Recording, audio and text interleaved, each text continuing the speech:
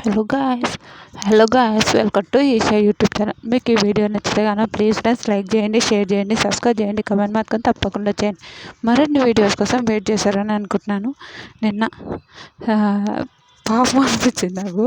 Real దివ్యని ఏం పేరు సంజన గారు నామినేట్ చేశారు.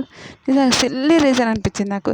నిజంగా సిల్లీ రీజన్. ఓకే, దివ్యని నామినేట్ చేయాలి కాబట్టి చేసిందేమో అని నా ఒపీనియన్. రియల్ అనిపించిన నిజంగా దివ్య ఓకే, దివ్య భరణి ఓకే.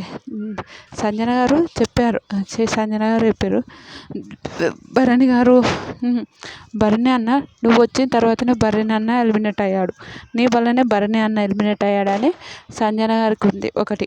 ఇంకొక విషయం ఏంది, అస్సలు మాతో ఎంత మంచిగా ఉండేవారు, నువ్వు వచ్చిన తర్వాత అంత మొత్తానికి లాగేసుకున్నావు, అస్సలు భరణి అన్నని మా దగ్గర ఉండనీయలేదు, అస్సలు మొత్తానికి లాగేసుకున్నావు అని అంటుంది.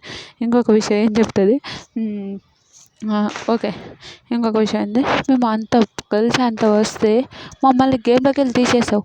నేను ఫ్లోరా గేమ్స్ చాలా ఇబ్బందికరంగా ఎట్లా ఆడినామో, మా స్ట్రెంత్ లేకపోయినా కూడా మేము గేమ్ ఆడినాం, కానీ మమ్మల్ని తీసేసావు, అది కూడా నాకు నచ్చలేదు అని అంటారు.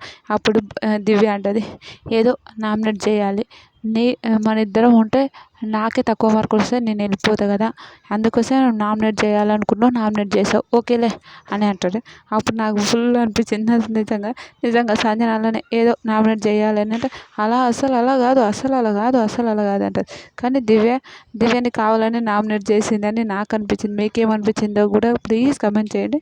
నిజంగా దివ్య మీకేమనిపిస్తుంది, పాపం ఎమోషనల్ నాకైతే కొంచెం బాధ అనిపించింది. మీకేమనిపించింది?